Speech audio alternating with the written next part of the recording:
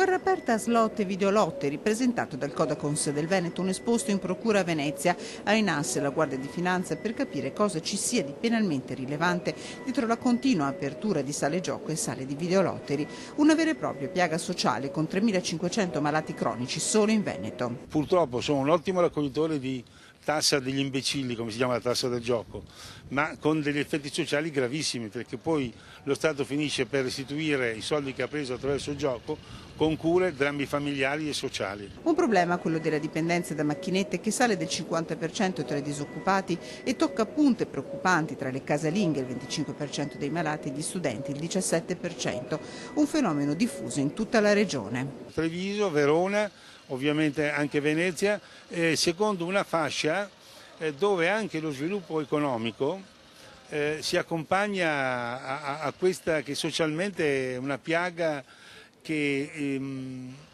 è infettiva, contagia. La richiesta del Codacons è precisa: venga aperta un'indagine per capire se si possono ipotizzare reati dal gioco d'azzardo, al riciclaggio e all'estorsione per arrivare al sequestro delle sale. È disponibile da subito inoltre una piattaforma da installare nelle macchinette per avvertire i giocatori a rischio ludopatia. Può essere inserita nelle slot e la quale indica dalla metodologia del gioco se un giocatore è, diciamo così, patologico o se è un semplice giocatore accanito. Quando indica che la metodologia del gioco è patologica, avverte e quindi crea un allarme.